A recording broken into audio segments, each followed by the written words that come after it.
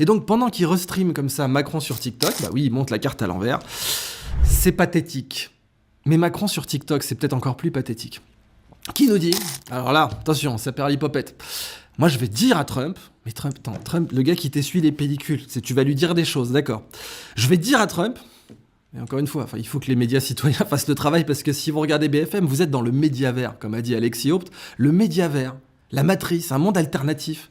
Un monde où Gérard Haro est crédible. Un monde où Michel Goya dit que Wagner va prendre Moscou et que les Ukrainiens vont gagner en 2025. Il a dit ça, le mec. Un monde où Yakovlev vous dit « Ah, Poutine, il a avalé une grosse dose d'ukranium, ça va ronger son pays. » Dans le même temps, on a Trump qui dit « Mais non, mais on va même pas faire venir Zelensky. » Bon, eh ben, dans ce médiavers, ah bah ouais, Macron, il est au sommet du game. Hein. Il organise des meetings avec Mélanie et Scholz et tout le bazar et von der Leyen. Et puis le lendemain, son meeting a servi à rien. Et on voit que Mélanie, elle est venue parce que bon, fallait donner l'impression d'avoir fait quelque chose, mais son petit pique-nique à l'Elysée a servi à que dalle. Et nous, on a tous les médias, type LCI, BFM, qui disent « Ah, c'était merveilleux, il a fait le taf, le gars, franchement, impressionnant. » Croire en sa propre publicité. Je crois bien que Macron a le même problème, hein, mais Trudeau aussi. En fait, tous ces gens qui sont des créations médiatiques. Et Zelensky est une création médiatique de A à Z. De A à Z. C'est pour ça que Trump l'a remis à sa place. Un acteur modérément couronné de succès. Bon, bah, pour Macron, on peut même pas dire modérément couronné de succès, puisqu'il a pris des cours de théâtre, mais c'est tout. Par contre, pour Macron, on aurait pu dire un sous-préfet en herbe, hein, qui aurait été tout à fait bien à la sous-préfecture de La Île-et-Rose pour délivrer des visas et des titres de séjour. Ouais, pas mal, mec. Franchement, ça aurait été sommet de sa carrière, le gars. Mais le foutre à l'Élysée, bah, c'était risqué. Et on voit bien les conséquences aujourd'hui. Donc, croire en leur propre publicité, bah... Zelensky naît avec cette série débile, serviteur du peuple. Il fait croire aux Ukrainiens qu'il va les servir, lol.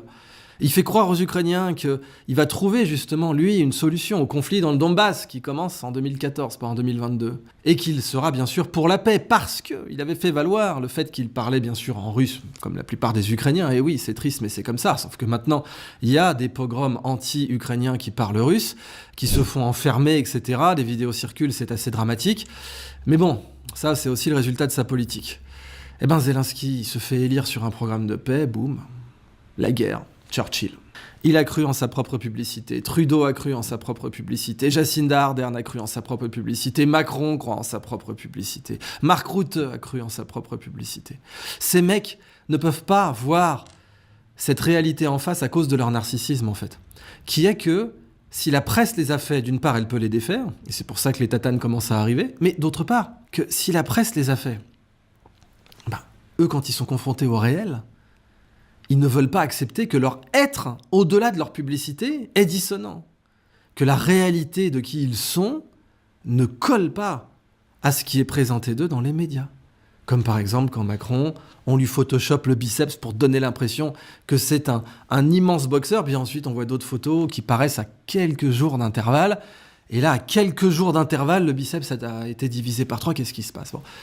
Le monde de la com. On a un président TikToker qui invite des influenceurs sur la pelouse de l'Elysée pour faire des roulades, qui invite des TikTokers pour leur dire « Attention, je prends ça au sérieux, on va pouvoir payer sur l'autoroute avec un téléphone, je vous le garantis. » Mais mec, quand je vous disais que c'est un sous-préfet, le gars, il aurait dû rester sous-préfet, il aurait été très bien, très heureux. Et il a fallu le bombarder à l'Elysée. C'est limite un rituel d'humiliation. Je commence à être convaincu que c'est un rituel d'humiliation. Dire aux Français, regardez, on vous chie tellement dessus, on va mettre Macron à la tête de votre pays. Voilà l'intérêt. C'est exactement comme dire, je vous chie tellement dessus, les diplomates français, je me fous tellement de vous, je vous méprise tellement, que je vais mettre ces journées comme votre N+2.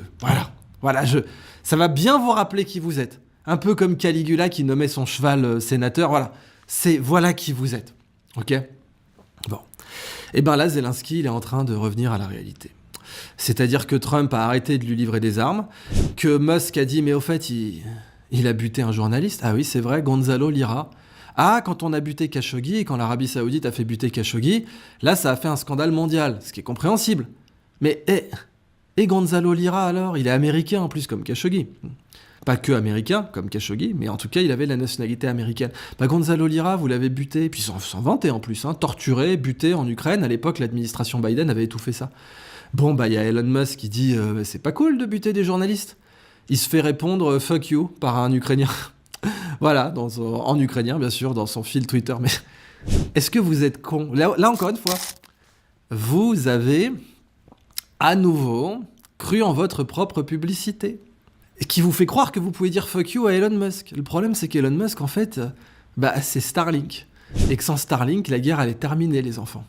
Donc, le mec, il a cru à la publicité. Il a vu des gars qui se mettaient à genoux, qui sortaient des petits slavas ukrainiens et tout. Il s'est dit, c'est bon, je gère, je peux insulter Elon Musk, je peux lui mettre une tarte et tout, je peux lui dire donne-moi de l'argent, c'est moi le courage incarné, quoi. On met nos drapeaux partout, etc. Donc, on est les boss du... Mais non, vous n'êtes pas les boss du game. À un moment... Le département d'État américain, sous Obama, et la CIA se sont dit « On va dégommer les Slaves ». Exactement comme avec Saddam Hussein, il s'était dit « On va dégommer les Iraniens, les Perses ». On va prendre les Arabes irakiens pour taper sur les Perses iraniens. On va financer Saddam, et on va faire cette guerre Iran-Irak monstrueuse avec des armes chimiques. Très bien marché. Plusieurs millions de morts. Superbe. Et Saddam, il s'est dit, mais je suis l'allié des États-Unis. Mais non, dès que la guerre, elle était terminée, ils l'ont envahi une première fois, puis ensuite, il s'est retrouvé au bout d'une corde. Alors, vous inquiétez pas, Zelensky, contrairement à Kadhafi, contrairement à Saddam Hussein, contrairement à tous les autres, à Noriega que vous voulez, il finira pas au bout d'une corde. Non, ça n'arrivera pas pour Zelensky. Naftali Bennett a garanti sa sécurité. Il va prendre sa retraite. Certainement pas en Ukraine. Je le vois mal pouvoir prendre sa retraite en Ukraine maintenant qu'il y a plus d'1 million d'Ukrainiens qui sont morts, que le pays est complètement démonté alors qu'il aurait pu garder le Donbass s'il avait juste respecté les accords de Minsk, qu'il en est à demander l'équivalent des casques bleus. Ce ne sera pas des casques bleus, puis ça ne sera pas sous mandat de l'ONU. Ça ne sera pas sous mandat de l'ONU parce que la Russie mettra son veto, la Chine aussi, et peut-être même Donald Trump en personne, les États-Unis. Donc il n'y a aucune chance que ce soit des casques bleus. Par contre, une force d'interposition européenne qui aurait été une bonne idée en 2014, ça n'aurait pas été idiot. Le problème, c'est que ça n'aurait pas amené la guerre. Ça n'aurait pas amené le détournement d'argent massif, plus de 150 milliards évaporés dans la nature, le financement du Parti démocrate, l'affaire Burisma, Hunter Biden, etc.